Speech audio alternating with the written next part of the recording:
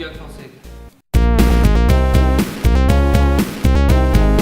Iremos abordar um tema que é um bocado desconhecido para algumas pessoas, principalmente para os gamers mais novos, que é o retro gaming, a quarta geração de consolas. E então é aí que vocês perguntam, o que é isto de retro game? Retro games, para quem não sabe, é o termo que é dado às consolas e aos jogos antigos. Sim, exato, para ser considerado um jogo retro é necessário responder pelo menos ao fim dos anos. Exatamente. Iremos abordar uma geração específica de retro games, que é a geração 16 bits, que é considerada a quarta geração de consolas, e esta quarta geração foi composta por 4 plataformas. Sim, TurboGrafx 16, Neo Geo, Super Nintendo e Mega Drive. Exatamente, foram as 4 consolas que compuseram esta quarta geração. A TurboGrafx 16 foi a primeira consola de 16 bits a ser lançada e foi desenvolvida pela Ultimsoft em parceria com a NEC. Sim, surgiu em 87 no Japão, 88 nos Estados Unidos e finalmente em 91 entrou na Europa. Exatamente. Apesar da consola ter as mesmas características de hardware, tanto no Japão como nos Estados Unidos e na Europa, o nome que era dado no Japão era de PC Engine. Normalmente, quando há estas mudanças de região, os nomes das plataformas são alterados. Sim, e a estética dos cartões era bastante apelativa.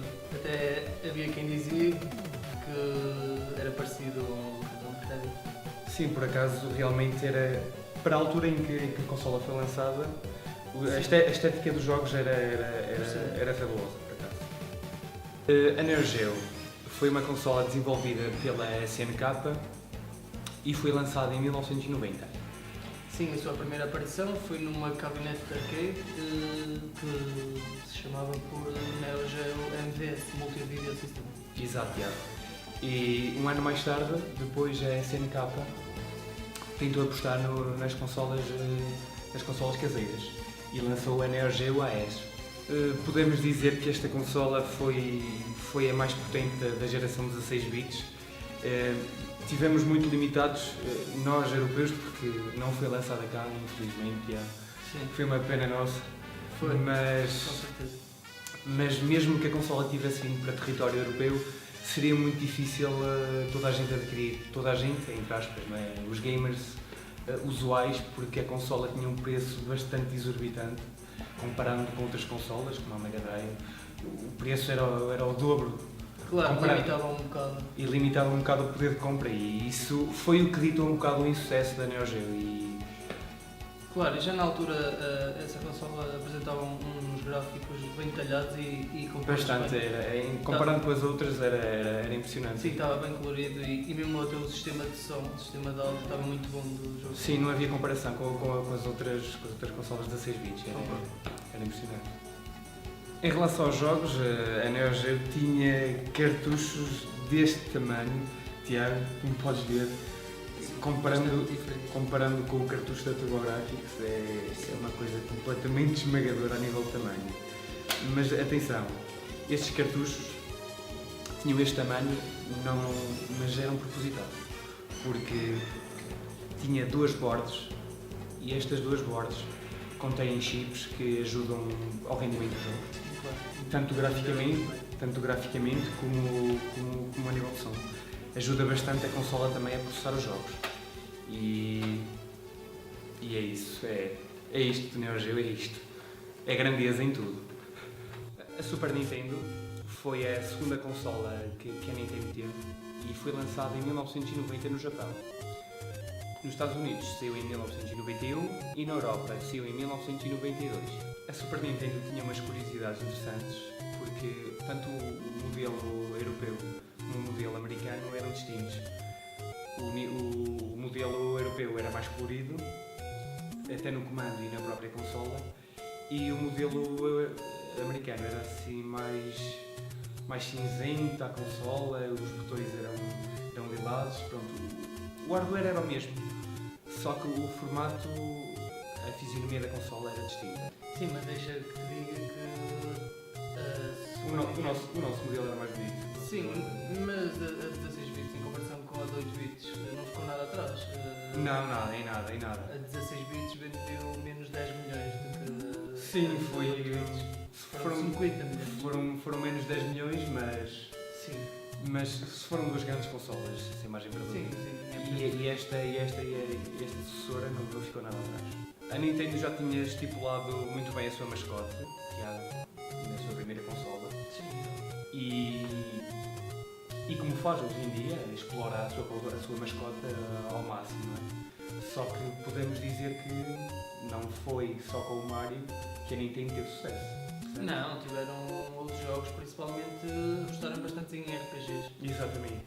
Exemplos disso até é o The Legend of Zelda, o Sim, Final que Fantasy. é o clássico. O Secret of Mana e o próprio Mario RPG também. Sim. Também saiu o Mario RPG e foi uma consola padroeira também nos RPGs, Sim.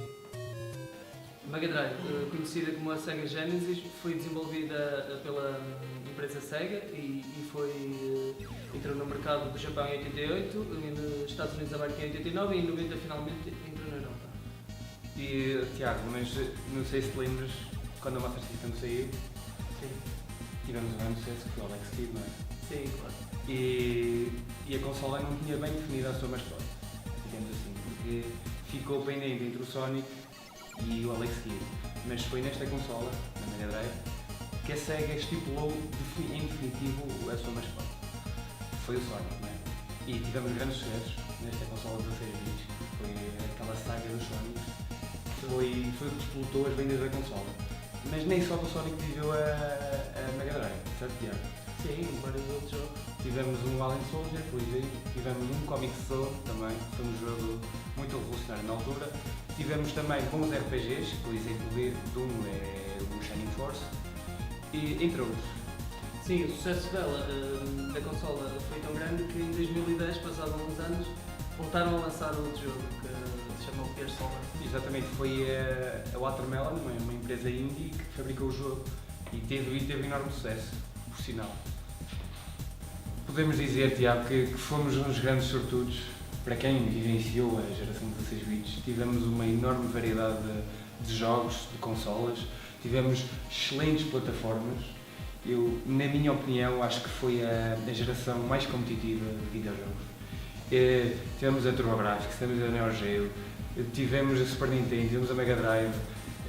Os jogos, tínhamos uma panóplia de jogos interessantíssima, só que a Neo Geo e a TurboGrafx, pelo preço e pela má divulgação, e porque se calhar eram consolas que estavam a dar os primeiros passos em consolas caseiras, se calhar foi esse o enorme problema que elas tiveram em não se ingrar nesta geração.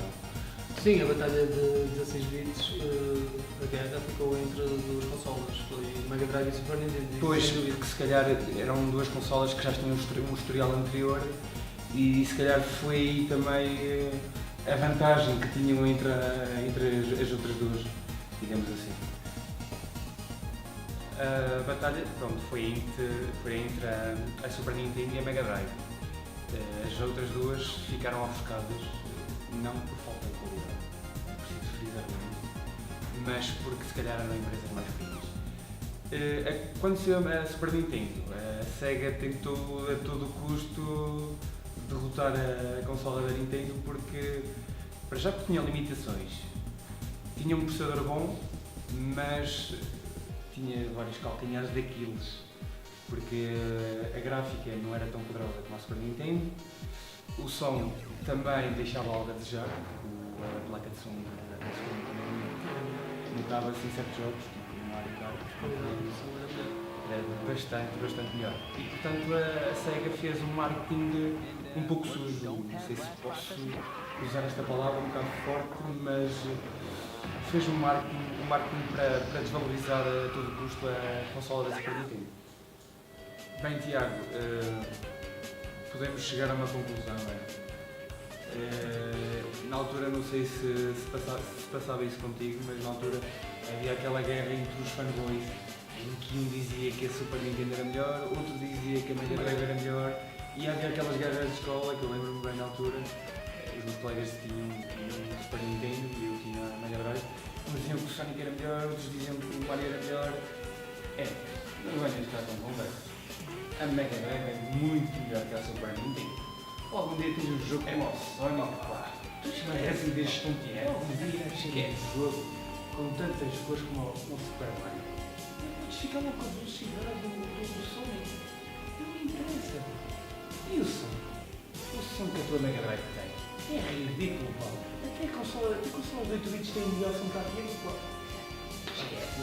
E é a conclusão que podemos chegar, Diego. A verdade é que alguns jogos são diferentes. Sim. O mesmo jogo é diferente. É diferente, exatamente. As consolas são diferentes. Tanto em som, como em imagem, como nas Claro. imagens. Não sei, para mim é muito me agradam. Mas preferencialmente gosto da Mega Drive. Da Mega Drive. Bem, eu sou um bocado suspeito, mas eu também gosto muito da Mega Drive, mas esta geração que apareceu, apesar daquelas guerras que havia, não? Eu acho que nós os gamers, principalmente os hardcore gamers, como eu era e ainda hoje sou, fomos nós que lucrámos com isto tudo. Com estas guerras, com estas divergências de jogos, qual é o pior, qual é o som, o que está melhor naquele. Eu acho que quem se vai ganhar disto tudo fomos nós. Sim, eu fui. Porque a variedade era imensa e a qualidade também. Depois surgiu mais jogos, também na concorrência, cada vez surgiam mais jogos. Claro, exatamente. E eu acho que podemos chegar à conclusão definitiva que quem ganhou fomos nós e não diferenciando as consolas de uma maneira a dizer que uma é melhor e outra é pior, porque é um bocado difícil de o dizer, Tiago, porque lá está, uma era melhor graficamente, outra era melhor. E por isso, estar a dizer que uma melhor e outra pior é um bocado relativo, porque a panóplia de jogos também era outra. E por isso, quem ganhou fomos nós, os gamers, basicamente, desta geração.